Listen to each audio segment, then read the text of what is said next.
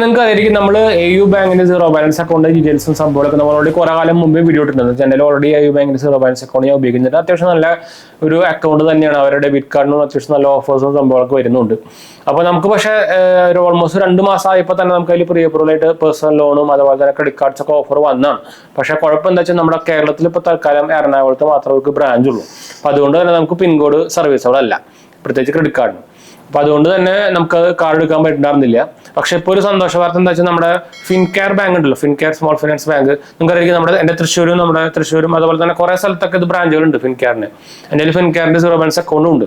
അപ്പോൾ ഫിൻകെയറിന് നമ്മുടെ AU bank കൂടി മെർജ് ചെയ്തിട്ട് ഇനിയിപ്പോൾ ബാക്കി എല്ലാ പ്ലേസിലും, അതായത് AU ബാങ്കിന് സർവീസുകളില്ലാത്ത പ്ലേസിൽ സർവീസ് തുടങ്ങാനാണ് ഇവർ പ്ലാൻ ഇട്ടേക്കുന്നത്. ഇപ്പോൾ അതെന്തായാലും ഇപ്പോൾ RBI സംഭവങ്ങളൊക്കെ അവർക്ക് ഓൾറെഡി ഒരു എന്താ പറയുക അപ്രൂവൽ സംഭവങ്ങളൊക്കെ കൊടുത്തിട്ടുണ്ട്. അപ്പോൾ ഇനി റീസെന്റ് തന്നെ നമ്മുടെ AU ബാങ്ക് ഇനി ബാക്കിയുള്ള ഏരിയയിലൊക്കെ സർവീസബിൾ ആയിരിക്കും.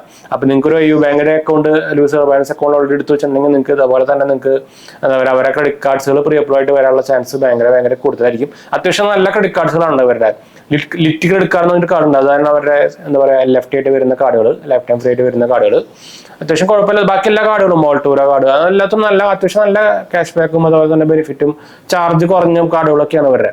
പക്ഷെ അതിന് കുഴപ്പമെന്ന് വെച്ചാൽ പിൻകോഡായിരുന്നു. ഇനിയിപ്പോൾ എന്തായാലും സോൾവ് ആവാനുള്ള ഒരു പുതിയ അറിയിപ്പ് എന്തായാലും വന്നിട്ടുണ്ട്. അപ്പോൾ അതായിരുന്നു നല്ലൊരു സംഭവമാണ്. അപ്പോൾ ഞാൻ ആക്ച്വലി അത് എന്താ പറയുക അറിയിക്കാൻ വേണ്ടിയിട്ടാണ് നമ്മൾ ആക്ച്വലി വീഡിയോ എടുക്കാൻ കാരണം. ഒരു ക്രെഡിറ്റ് കാർഡ് ന്യൂസ് എന്നൊക്കെ വേണമെങ്കിൽ പറയാം. എന്ന് വെച്ചാൽ കുറേ പേര് നമ്മളോട് ചോദിക്കാറുള്ളതാണ് AU ബാങ്കിന്റെ കാർഡ് ഇവിടെ കിട്ടുമോ, അവിടെ കിട്ടുമോ, ഈ പിൻകോഡിൽ കിട്ടുമോ.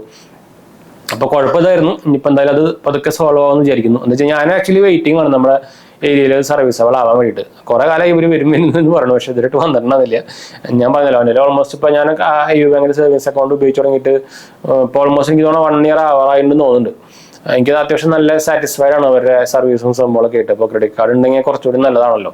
പക്ഷേ പിൻകോഡ് ഇഷ്യൂ ആയതുകൊണ്ട് തന്നെ നമുക്ക് ഇത്ര കാലം വെയിറ്റ് ചെയ്തുകൊണ്ടിരിക്കുകയായിരുന്നു. ഇനിയിപ്പോൾ പതുക്കെ എന്തായാലും വരുന്നു വിചാരിക്കുന്നു. എന്തായാലും ഫിൻകെയറിന് ഇവിടെ ബ്രാഞ്ച് സംഭവങ്ങളൊക്കെ ഉണ്ട്. അപ്പോൾ ഇനിയിപ്പോൾ ഇനീഷ്യേറ്റ് ആവാൻ വലിയ ടൈമോ സംഭവമൊന്നും വേണ്ട എനിക്ക് തോന്നുന്നത്. അപ്പോൾ എന്തായാലും ചാൻസ് കൂടുതലാണ്, പെട്ടെന്ന് തന്നെ വരുന്നു വിചാരിക്കുന്നു.